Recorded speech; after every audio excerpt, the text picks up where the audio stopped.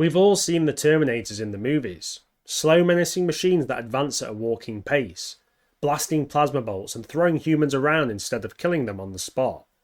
But since I've delved deep into the expanded lore, I have realised that the Terminators are far more deadly than portrayed. These aren't the slow, lumbering monsters we're used to, that the sneaky human always outsmarts. They're actually rapid and predatory, almost unstoppable killing machines that would push humanity to their limits far more than any war previously. First, I need to stress one simple thing. Terminators do not just walk around slowly all the time. This is the biggest misconception made in the films and games, and the reason they mainly walk around in these forms of media is to give the protagonist and player a chance to survive, as fully mobile Terminators up to their stated stats would most likely ruin the plot. And from the T500 onwards, the Terminators were very mobile, capable of running up to the low 20 miles per hour in speed and able to keep up constant paces between 10 and 15 miles per hour, obviously until their power supply would run out, which in the case of something like the T800 would literally be decades. So the slow, easily outmaneuvered Terminators is an absolute gimmick for the movies, and in the realities of the future war, as soon as the first shot rings out or a hostile is detected, the machines would be on the move, closing in as fast as possible, smashing through obstacles with ease, and to think they can keep these paces up without getting tired.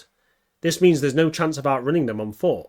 If you don't have a vehicle to escape, you have two choices: fight or hide, and to be honest, both of these have a very high chance of death.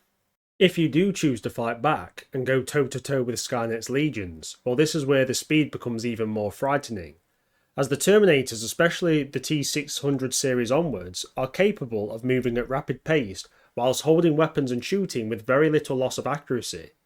Unlike us humans, when we run and move, it's almost impossible to fire a weapon accurately once you enter a jog or running pace, with accuracy being best when stood still, and if you have to move, walking pace is about as quick as you want to go until your accuracy is actually affected. The Terminators, with superior strength, balance and targeting abilities, can run and shoot as good as you or I could stood still, and they can even control the recoil to the point it wouldn't affect them at all. Just imagine your squad of 8 men comes across a T800 around 1,000 metres away. It spots you with the use of its advanced magnification optics, and all of a sudden it's barrelling towards you, at its max speed of 22 miles per hour, guns blazing. Even at this range and speed, if you don't hit the deck and scramble to cover, you're likely going to be shot. Returning fire will do little to stop the T800, it's not scared of death or to be hurt, and the chance to suppress it is nil. If you don't have heavy or plasma weapons to kill it, you're almost certainly dead. And even with these weapons, you're probably going to take losses. The fact is, the Terminators are capable of high-level athletic feats, such as running at 22 miles per hour for a good distance, whilst picking targets off at far ranges. To even fight such an enemy would be almost futile, and this is a situation with some distance between you. It gives you a little bit of time to prepare your positions, and organise yourselves. If you're surprised by a machine at close ranges, a normal human squad would be dead before they even know what's going on. The Terminators at range also have a lot more advantages than most realise. They can use humanity's mortality against us. Even trained resistance fighters in good cover could be suppressed with well-placed shots, making them keep their heads down, allowing the machines to move into flanking positions and close into close quarters where fighting gets even worse in terms of survivability. Then we need to think about the weapons the Terminators can use. With heavy weapons like heavy machine guns, heavy plasma guns, anti-tank weapons, and all manner of weapons normally reserved for vehicles, or to be used by multiple humans being treated like small arms by the massively strong Terminators. A single one could match the firepower of a squad of humans with laser precision, and just imagine entire platoons of Terminators moving at speed, unleashing firepower that could tear positions to pieces. And to stand against this, you would need heavy weapons and armoured vehicles, which were not always available, especially in the early to mid stages of the resistance, where they struggled to organise and get their logistics in order. The fight is even more skewed in the machine's favour, with support the Terminators receive from various hunter-killers and Skynet's fortifications, such as long-range missile batteries, which can be directed by the Terminators on the ground. So even if you hold off or even beat a few Terminators, your position is going to be hammered into oblivion with insane amounts of ordnance and superheated plasma, wiping the human fighters away in a whirlpool of death. This is why humanity had to turn to guerrilla tactics, with ambushes and hit-and-run tactics being the most effective in terms of success, but also in this war of attrition, trained fighters needed to be kept alive, so limiting the chance of death was paramount. Humanity simply could not get into a meat versus metal grinder. We had to fight smart, and Skynet knew this, hence the push for advanced infiltration models. We also have to factor in the machine's intelligence, as they wouldn't just be wandering around aimlessly. Well, maybe the early models like the T200, but once we got to the T500 we start to see more advanced combat tactics and the smarts to search likely hiding spots. Not just across open, easily spotted areas, but to move through ruins and cover, not because the machines worry of damage, but they know the closer they are to humans before being spotted, the higher chance to catch and kill as many as possible. And HK tanks and aerials are more than capable of engaging humanity at range, but the Terminator's real talent is going where the big machines cannot. Remember, they're infiltrators, not just in the sense of passing as one of us, but also to simply be able to infiltrate through doors, crawl spaces, and anywhere a human can run and hide. The Terminators can follow. Now imagine an actual battle in close quarters with a Terminator, something that can cripple or kill you in a single punch or kick, and most likely armed with better weapons than yourself. Unless you have a plasma weapon or have rigged up a 50 caliber with armor-piercing rounds pointing at the doorway, you're probably going to die. And the Terminators know this. They wouldn't be slowly walking through such areas like the first movie or even in Salvation. They would be hunting, storming through like a cheetah racing towards its prey. And with the strength and sheer durability of the Terminators, if they just ran straight into you, well, you're going to be knocked into the nearest wall or object and probably sustain major injury. And if you mix in the Terminator's reflexes, well, as they move through the close quarters environment, they could be shooting, punching, shoving and killing in such a rapid and brutal pace that only the most battle-hardened resistance fighters would be able to keep their nerve. Some weapons that normally excel in close quarters like shotguns and grenades would be basically useless against Terminators, but these machines would be able to employ them to devastating effect against humanity, especially fragmentation grenades and stun grenades, with the Terminators throwing them into rooms and corridors and actually pushing in while they detonate to get the maximum shock and awe effect, as fragmentation, blinding and deafening effects have very little kind of ability to damage a Terminator or disorientate them. Their sensors are digital, so it just does nothing. Imagine being in a room and a grenade comes around the corner, you shield for cover, and in the same instance a Terminator pushes through guns blazing. If you somehow survive the fusillade of bullets and fragmentation, well, you're getting beaten to death by a titanium alloy fist. Then we also have one of the most feared weapons that Terminator Resistance showed us very well, the flamethrower. Truly, if there was a weapon that really emphasised the damage that could be done to a human by something, but would absolutely do nothing to a machine, it was fire. Flamethrowers would be a weapon Skynet could use very liberally to burn out humans from ruins and safe houses. Anywhere they hide, even the strongest bunkers would be vulnerable to swarms of these fire-belching machine brutes, charging in, immolating every inch of the place in scorching mayhem. Even if you don't get roasted, well, the air is going to get pretty thin once the fire starts to suck it from every corner of your underground sanctuary. If you're going to die, well, it doesn't get much worse than burning to death. So most would flee and then succumb to suffocation. If close quarters combat sucked before, well, the future war made it 100 times worse. A very misunderstood concept of the future war is how the different types of machines would engage the human resistance. We went from the T-70, a slow lumbering minigun wielding beast that was more a super heavy sentry than combat machine. Then came the T-200, which was a maintenance drone turned frontline troop out of desperation. From there we would see Terminators built for more frontline duty, with the real breakthrough being the T-500, which was more than a match for humanity in terms of shooting and combat ability, if a little dim. But these early models like the T-500 were produced in large numbers in a quick time, able to advance and swarm the resistance with large amounts of durable machines that could dish out equal, if not more firepower per man than even some of the best armed resistance soldiers. So humanity's answer was to counter these tactics using snipers to pick them off past their effective sensor range, luring the machines into traps as they weren't too smart, and with well-laid explosives they could wipe out entire squads. And at this stage, they still had a fair amount of weak spots on the Terminators. Though they were tough, our conventional weapons could still have a good effect on them if used en masse. and lower end explosives were still pretty useful, your 40mm grenade launchers, stuff like that. This would spur the resistance into a false sense of security, as it seemed that things were about to be turned around. But while the resistance fighter is away at the front, Skynet will play. And realistically, the T-500 and lower series numbers were just there to buy time until the machines could be perfected into a far more threatening manner. When machines such as the T-600 rolled off the lines, well, Skynet had made something far more sinister. It was still clearly a machine, no chance of major infiltration, with its rubber skin only being useful when heaped under dirty rags, but this allowed the machine to move a lot more freely out in the open without attracting too much attention. And only once a resistance patrol would close in would they realise the terror that was about to come, as the T-600 didn't need to blend in like the future models. It was a walking, or shall I say running tank, being able to reach speeds of 37 miles per hour on average, with short bursts up to 46 miles per hour, which is insane, though this taxed the joints heavily. Just imagine, you see a humanoid shape in the distance, the usual wasteland survivor covered in filthy rags, scavenging for anything that's useful. You and your squad close in, you shout hello, it looks at you and makes a hand signal, seems safe, but you think let's check it out just in case. As you close within about, let's say 100 feet, something seems odd. He's not shouting hello, he's not stating his business, he's just standing there, staring at us.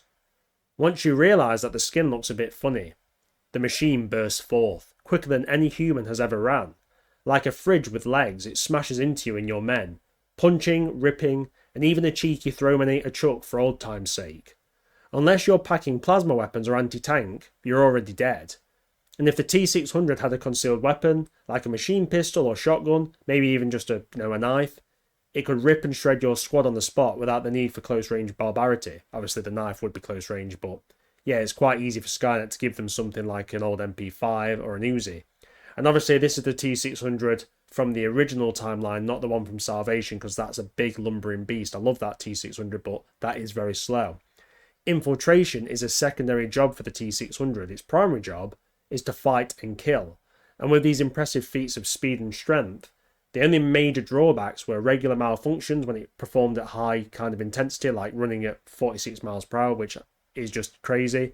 But as a shock troop, the T-600 was probably more fearsome than the T-800 due to its ability to move so quick and just be absolutely savage. And they were produced in very large numbers. And they're a lot more simple than the far more advanced machines like the T-700, 800 and T-1000. Then we get into the true infiltration models such as the T-700 and 800. This is where the future war entered the true terror phase, as once humanity learnt of the machines that had living flesh and could infiltrate their own ranks, now the fear and paranoia would spread. Even the resistance would begin to distrust one another. Skynet now had a machine that looked like a man, a very strong, athletic one to be fair, but with the strength, speed and reflexes far beyond any human, backed up by a new kind of machine intelligence that really did finally put it on par with humanity. So it could not only kill us better, but manipulate us so it could kill more of us in a single nasty act. And as we covered before with scenes like in the first Terminator movie, where the T-800 breaches the Resistance safe house, the ability to get past so many of the frontline troops and defences to strike deep into human territory gave Skynet a massive advantage. No matter how well defended or camouflaged the base was, these new machines would bring the war to those who thought themselves safe in the rear echelon. It would give humanity a new boogeyman to fear for centuries. This perfecting of the infiltration models wouldn't just give us some of the most effective Terminators, but also some of the weirdest, with machines like the T-790, aka the Babynator. This flesh-covered machine minion could infiltrate and kill entire safe houses, but worst of all, even if stopped, the impact of babies potentially being machines would start a major psychological shift in the Resistance's downward spiral. Every single soldier and civilian could be a hostile. From lowly private to generals, who was actually human? How long had they been infiltrating? And what orders could we actually trust? For years the Resistance would struggle and lose countless lives and battles until it was able to reorganise itself and get a handle on these infiltrators by adapting new tactics and being led by John Connor himself. Honestly, in this phase of the war, I don't know how the Resistance was able to stay together. I think the combination of casualties and terror would have broken their will, but they did endure. Though the standard frontline tactics no longer could stand up to scrutiny as ambushes were learnt from, and soon the Terminators would avoid easily trapped areas, and the T-800s would infiltrate refugees and resistance forces and gut them from within their own ranks. Sometimes a squad waiting for reinforcements to make their next assault on a Skynet position would be left there for hours in the dark with no communication. Eventually, they would backtrack to investigate to find dozens of men dead, not a single machine in sight, no wreckage, just plasma burns and broken limbs. And a single T-800 could rack up hundreds if not thousands of kills. It took veteran troops who didn't let their drills slip to really root these monsters out. And even once you blow the Terminator's cover, well then you're in for the fight of your life. I do have to bring up a very unique machine, the T-750 series 700 Facilitator unit. Facilitators are not combat units. They have a light titanium chassis and are covered in necrotizing skin just to give you that extra creepy feel.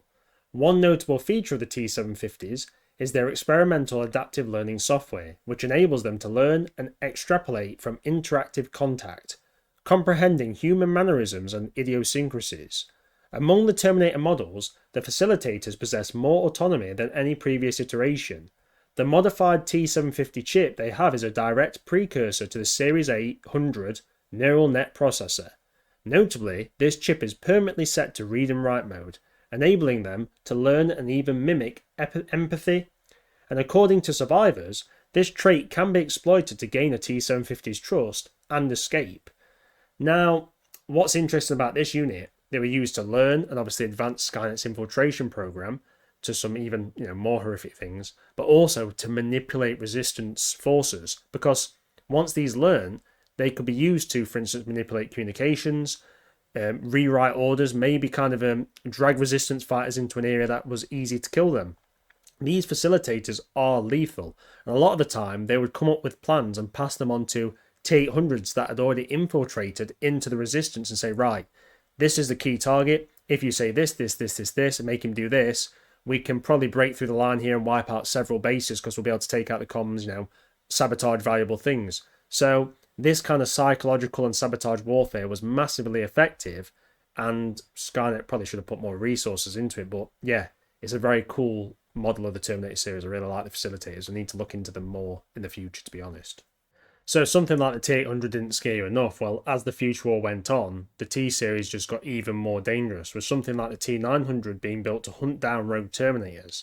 This thing was capable of wiping out entire companies by itself. We have a machine that's basically almost on godly levels of power, with armoured personnel carriers and tanks being needed to take these out unless you're willing to trade dozens if not hundreds of men to kill one, and that's if everything goes well for the resistance. To have such combat power in such a small mobile machine was basically a weapon of mass destruction, able to go from one place to another undetected, wiping out anything hostile that crossed its path. And this was lead us to even more powerful machines with the T-1000, the shape-shifting nightmare, and it was pretty much almost unstoppable.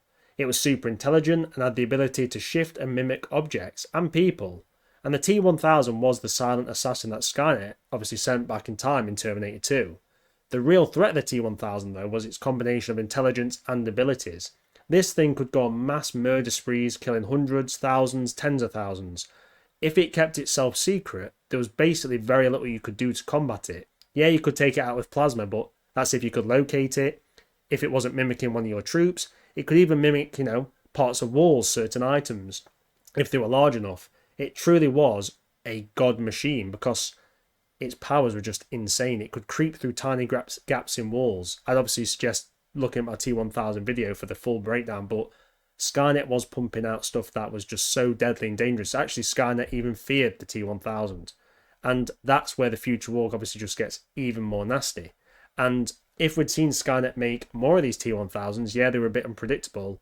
I don't see how humanity would have ever been able to combat them because they're just so dangerous and deadly. And obviously, they can still pick up weapons and fight like a normal person, or a normal machine, should we say. Then they can shift away, they can hide away. It's just, horrendous to fight. Anyway, a bit of an interesting video. I just wanted to go through a lot of the Terminators kind of tropes and kind of break them down and show people or discuss what fighting Terminators would actually be like and some of the tactics they may use. I hope you enjoyed the video. It's been a blast. And as always, everyone, thanks for watching and have a beautiful evening.